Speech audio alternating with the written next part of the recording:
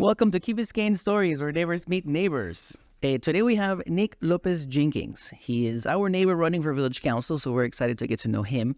He's been living in the Key for 25 years with his family. How are you doing today? Doing great. Awesome. We have Matilda here. We're going to run through a couple of questions that we're trying to be fair or equal with everybody, but let's give it a shot. Here we go. So what's the best piece of advice you've ever been given? I will say that the answer to this question a couple of years ago would have probably been different. As a parent now of a 4 and a 6-year-old, as you can tell, I started a little late in life being a parent. But the advice that I've gotten is to take time to really appreciate to see your kids grow. I think if I would have been younger, had my kids at a younger point in time, if my parents would have been the ones telling me that, I probably wouldn't have paid attention like many people. I would have flown by and I wouldn't have had any sense of how fast this time goes. But the fact that most of the people telling me the advice now are my friends or contemporaries that have already had their kids, whose kids are already in college, and it really has allowed me to sit back and really appreciate day by day and just to see how they change and grow. My wife and I, my wife Marina, who's a lovely person and much better than me, who I'm saying hello to right now, who I'm sure listen to this podcast, I hope. She is, like I said, we sat around last night just watching videos of them just a couple of years ago. And it's amazing to see how they've all both changed and grown. So I would tell everyone that when you do have kids, if you're blessed with them, to please take your time because it does fly by. It's a fantastic experience. It's more important than anything else you do with your life.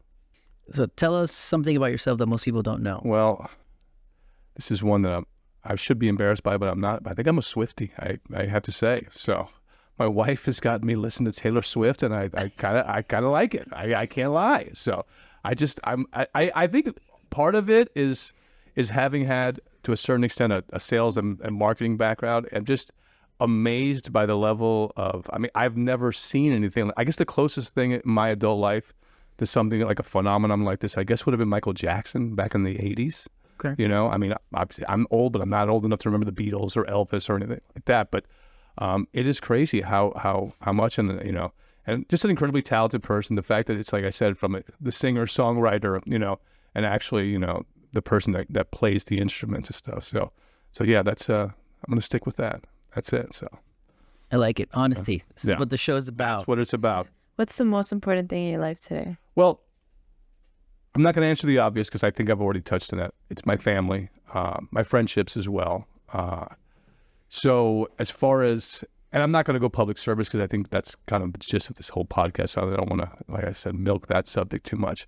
But I started actually a new company with a couple of people I've met that moved here recently. It's a company that, it's obviously a plug for my company now, but a company that we clean the exterior of high-rise buildings with drones. So it's really cutting-edge technology. It's kind of a really disruptive force in the marketplace. And I'm excited about that and really passionate. I have to say that with the family, with running for office, I used to think I was busy. I think everybody thinks they're busy, but look back, I'm like, man, I was never busy. Now I'm really busy. But it's an enjoyable thing because it's a passion. It's something I've never had professionally that I can look forward to, and I have a piece of ownership. So that's really important. It's a driving force to help me get to a place professionally where I can have my family secure, going forward. So I'm excited about that. So I'm curious. So there's like a big drone that just has like it's a pretty big drone. It's probably half the size of this table, although probably people can't see this table. It's tethered to a pump system that we have a patent pending on, and it can go 22, 23 stories in the air. And wow. It's high pressure. We can do soft wash at high pressure, but it's amazing. We have a deionized water solution that you don't need a squeegee to clean windows because it's basically perfectly pure water that doesn't leave any kind of residue. So the organic growth. We started in South Florida. Now we're in Jacksonville, Atlanta, Louisiana, and this is all in a matter of 6 months. So it's pretty intense. So. And do you have the guy use the visor or is no? We have former military guys that actually fly by sight. Oh wow. Yeah. So it's and these by guys. Sight, you mean as in like exactly? Yeah, they have to keep constant sight with the drone. Okay. Like I said, the controller does have camera, and like I said, in case it goes around a corner. But it's pretty cool stuff. You'll see it around Key Biscayne sometime soon. So. How did you end up in the Key? So, I think it's probably the better question to answer. How did my parents end up here? Okay. because I was kind of young when I started coming here. We grew up a little bit all over the country. My parents, like I said, came to the States as refugees. They went through Spain and they came.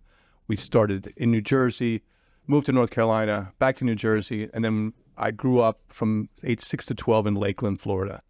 And then when we were 12, my parents we had a lot of family down in Miami, and that was kind of the final destination they were looking to be at. So we moved to Miami at that point in time. I enrolled in Belen back in 1982, and I started coming here in the summers. It was just with friends who had places here.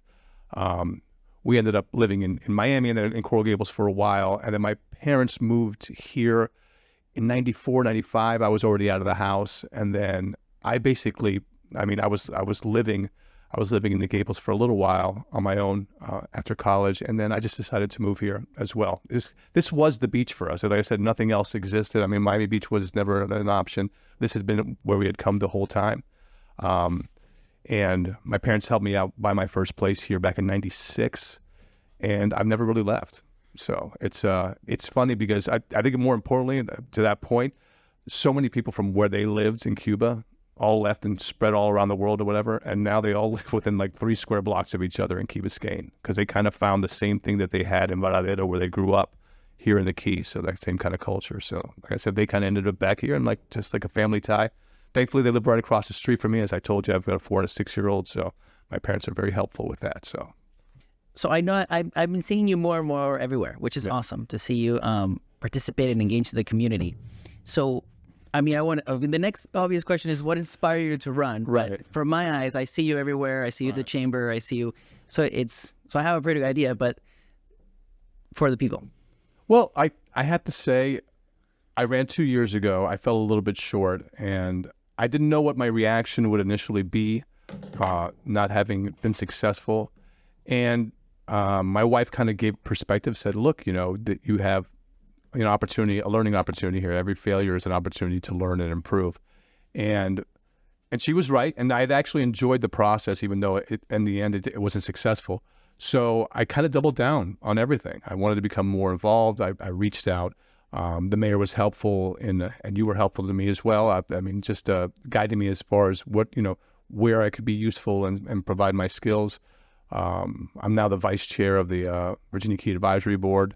I am the co-president of the Key Biscayne 4th of July Parade Committee, which I'm very proud of the parade. And as well, I joined Rotary. I'm the liaison for the Youth Council.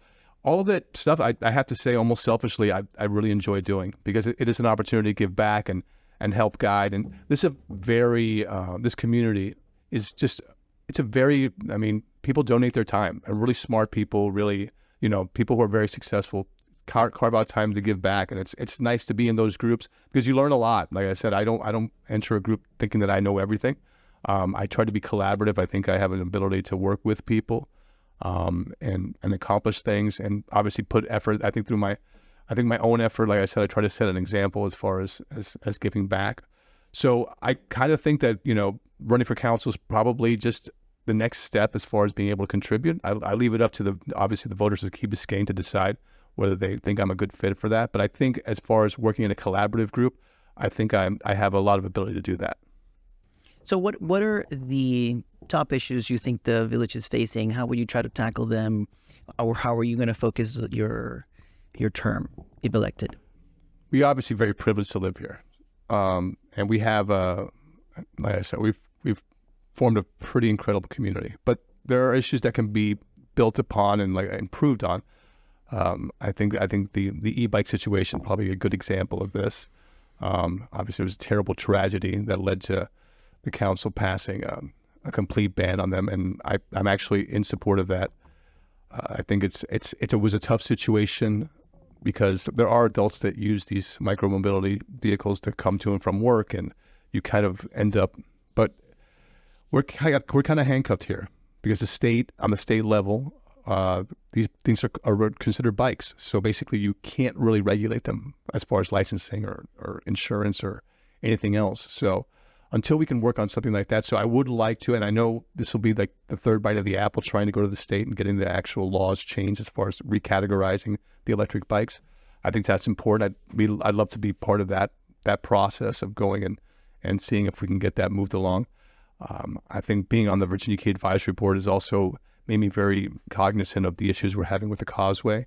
Actually, the causeway, the redevelopment of the Marine Stadium as well, which seems like it might actually possibly be moving forward.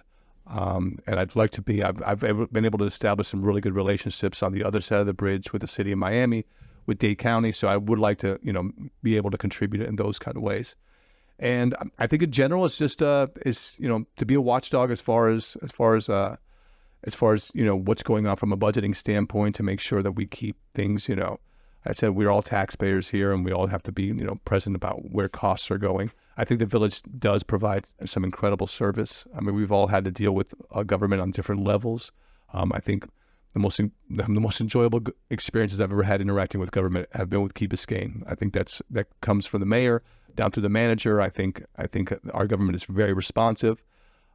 So I just want to be able to be able to focus on that, that we keep a high level of customer service in government, which is not really, available in a lot of places when you usually deal with people who are in government. But I think here we're very responsive. I think it's because we're such a small community.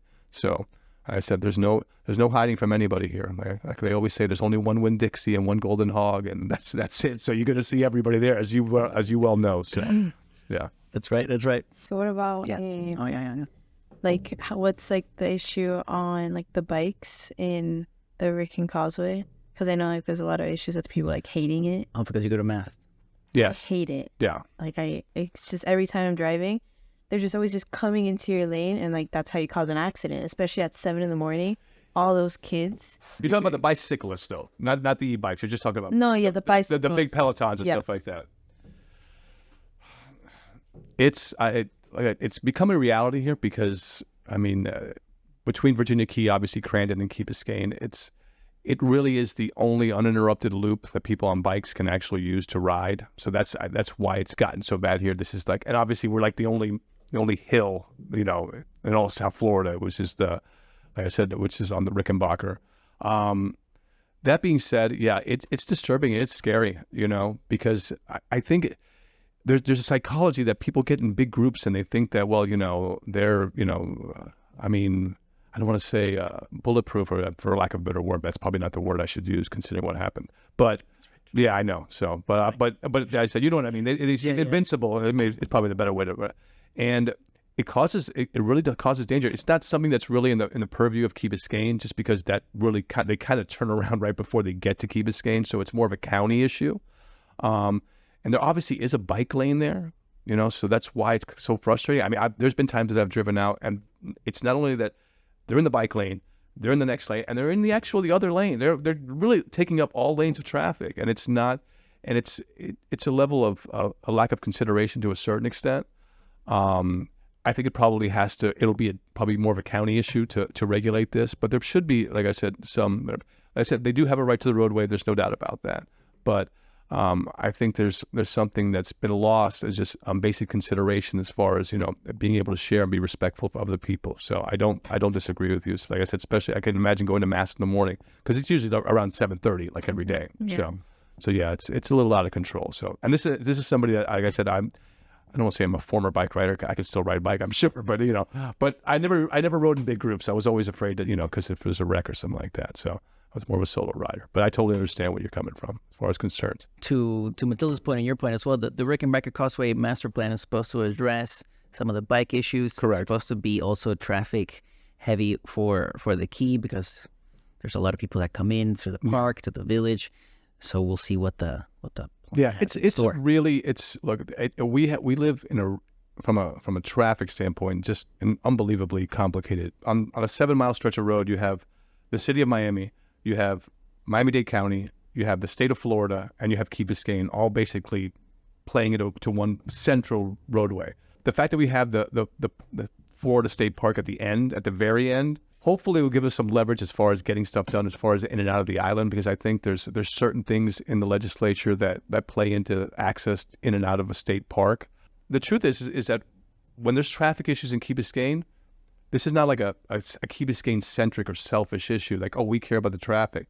On the weekends, it's not Key Biscayners that are leaving or get stuck in traffic for 4 hours. It's people from all over the county. Mm-hmm. So it's more of like we're trying to help resolve for others, for our neighbors across the bridge, because nobody wants somebody to come with their family, have a great time, and next thing you know, you get stuck in traffic for 4 or 5 hours because there's some huge event on Virginia Key. So, like I said, I hopefully will be working towards something like that. Like I said, I got a lot of insight being on the advisory board, so hopefully we'll be moving forward with something on that sometime soon. So, Can you share with us some things you believe the Key is doing well? yeah, sure. I touched on it before. I think the government is incredibly responsive. I think we have just fantastic policemen and firemen. The interactions that you have are really great. In addition, I think when you address council and make it a point, I encourage everybody to go to a council meeting. Might not want to sit through the whole 6-hour council meeting, but at least to show up at the beginning for public comments. You'd be amazed how you can move the needle on certain issues just by making the council aware and engaging. I remember a couple of years ago, I brought up the issue of some additional funding, and it was something that was brought to my attention by some other people, and I just basically helped add a little bit of extra commentary to what people were already bringing up, and by the second time by the next meeting there had already been money put in for some extra special needs program, actually through some state funding as well. So I would encourage people to take advantage of the level of interaction you can have with this government. People will listen to you. If elected, I would say I will listen to you most definitely, because I think we are a representative form of government, and people need to be able to feel that they can approach people. So I think the openness and responsiveness of the village government, I think, is pretty incredible. So I think that's something they're doing very well at this point. If elected or when elected, you're going to be listening to all sorts of ideas. Right. So being able to accept or listen to other people's ideas, especially when they oppose your ideas, I think it's very important. So how do you see yourself working with those that, don't like the things you're doing or oppose the things you're doing? I'm always open to new information. I am not going into this election or this responsibility with any kind of preconceived notions. I do have some people that I depend on in specific areas, if you want to call them experts, to sit there and kind of because I'm not an engineer, I'm not a physician, I'm not a lawyer, so I will have to depend on people to kind of dumb things down for me maybe. But that being said, I don't come out with a specific agenda. I look at things from a standpoint of being somebody who lives here in the village and wants to improve things here. So I will be open to whatever, and I will always listen. And if I end up disagreeing with you because I came to a different conclusion, I'll be able to explain that, and it won't be just because that's my opinion. So I have no problem being collaborative. I've worked in teams my whole life. The company I have now, it's an incredibly diverse group of people that are working together, but we all have the same goal. And I think that's kind of the way I view council as well. We're here to oversee what the actual village government is doing, and we're all pointed in the direction of wanting to make or keep this place the way it is and just improve on what we have. So when you're elected, or if elected, how would you like to be remembered at the end of your term? I'd like to be viewed as someone who helped contribute on building upon all the great things that we have here in the Key. About someone who kept or did their best to keep our culture here alive and vibrant. I think we are a very unique place. Anybody that lives here realizes this. The fact that we have a small town feel next to one of the biggest metropolises in the world is kind of crazy, and we'd be able to keep that as far as future generations is so important. I know I told you about my participation in the 4th of July parade, but that really is something that doesn't exist in a lot of places anymore. And we did the 65th year of it this year, and I hope we do 65 more years. So it's kind of, that's the way I would like to do it. I'd like to come in and leave in a way that people could say, I said I helped contribute to keeping Key Biscayne. What makes you believe that you stand out from other candidates? I think we have an incredibly talented group of people running this time. I think what really makes me stand out is the fact that I'm doing it again, and that I was able to see it, to try, to fail, and to come back. I think it shows a certain level of determination and tenacity on my part. I think that I've put in the work over the last 2 years to improve my viability to be on council. I feel much more qualified to be able to join council and be able to contribute, not just be able to sit down and listen, but really to be able to, in points an area, and digest information and come back with hopefully, positive solutions.